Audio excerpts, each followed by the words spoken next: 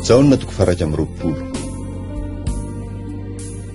Jesosy niseho faniteliny tamin'ny mpianany. Tamina jony mahagaga no nampahafantaran Jesosy ny tenany tamin'izy ireo. Jaona toko faraka amin'ny 20, andininy voalohany hatramin'ny 4:10.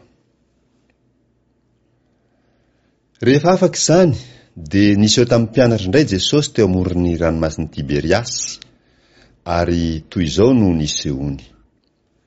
Niaraka Simona Petera sy Tomasy izay atao hoe Didimo, sy Natanaela, ilay avy tany Kana any Galilia, sy ireo zanak' Zebedio, ary mpianatra roa lahafa koa. Hoy Simona Petera taminy, handehana rato aho. Hoy izy ireo taminy, handeha hiaraka aminao koa zahay. Dia nandeha izy ka niditra an-tsambo kely, ary tamin'iny alina iny dia tsy nahazo na inona akory izy. Ary noho efa nazava ratsy ny andro, dia nitsangana teo amoron-dranomasina Jesosy, kanefa tsy fantatry ny mpianatra ho Jesosy izany. Dia hoy Jesosy taminy, anaka, manan-kanina va ianareo? Dia namaly azy hoe izy, tsia. Ary hoy izy taminy, alatsao amin'ny sisiny ankavanan'ny sambo kely ny aratonareo, dia ahazo ianareo. Koa dia nalatsany izany, ka tsy zakany nakarina noho ny habetsahany azy ny rano. Ary hoy ny mpianatra izay tiany Jesosy tamin'ny Petera, ny tompo iry. Ary raha ren'i Simona Petera fa ny tompo iny, dia nisikinany ny akanjo ivelany, fa tsy ny akanjo izy, ka nirotsaka teo amin'ny ranomasina izy. Fa ny mpianatra sasany nandeha an-tsambo kely ihany, nisarika ny harato feno hazan-drano, fa tsy lavitra ny tany izy, fa tokony ho 200 hakio ihany.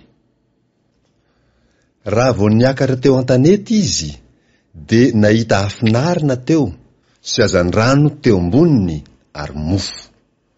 Hoy Jesosy taminy, analao hazan-drano amin'ireo voazonareo teo. Dia niakatra Simona Petera, ka nosariany ho eo an-tanety ny harato feno hazan-drano vaventy, 350. Ary na dia be tahaka izany azy izy, dia tsy tritra ny harato. Hoy Jesosy taminy, avy sakafo. Fa tsy nisy mpianatra sana ny tany azy hoe, iza moa ianao? Satria fantany ihany fa ny tompo izy. Ary tonga Jesosy, dia nandray ny mofo, ka natolony azy, dia vao ny hazan-drano indray. Izany no faniteliny nisehony Jesosy tamin'ny mpianatra, rehefa nitsangana tamin'ny maty izy. Fanarenana ny Petera, naverina indray ho ao amin'ny fanompony izy. Jaona toko faraka amin'ny 20, andininy 5:10 hatramin'ny 7:20.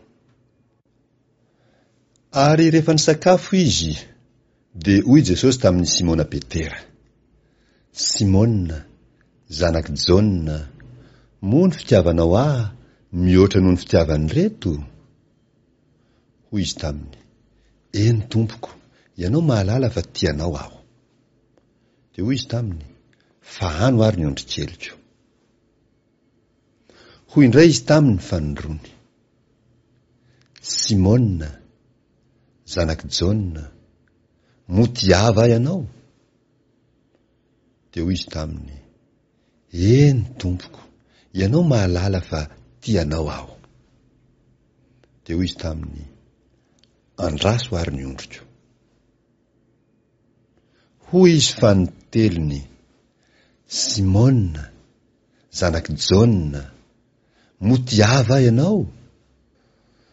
Dia nalahelo Petera satria izy nanao intelo taminy hoe, mo tiava ianao? Ka hoy izy taminy, tompoko, ianao mahalala ny zavatra rehetra, fantatrao fa tianao aho. Hoy Jesosy taminy, fa ano ary ny ondriko. Lazaiko aminao marina dia marina tokoa.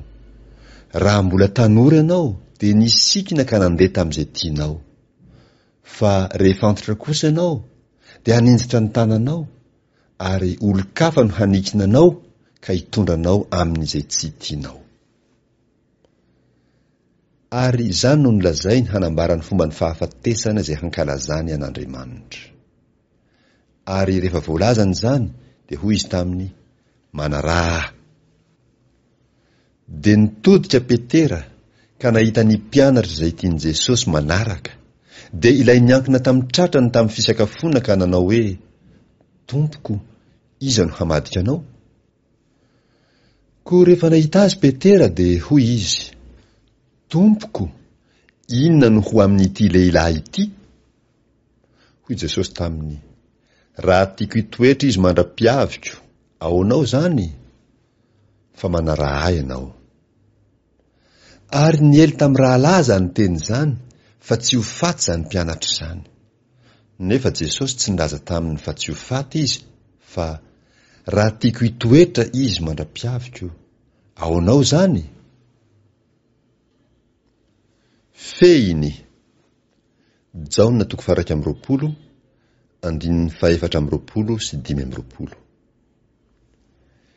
Izy no ilay mpianatra izay vavolombelona manambary zany sy nanoratra izany, ary fantatsika fa marina ny fanambarany. Ary misy zavatra maro hafa koa izay nataon'i Jesosy, ka raha voasoratra tsirairay avokoa zany rehetra zany, ataoko fa izao tontolo izao aza dia tsy omby ny boky voasoratra.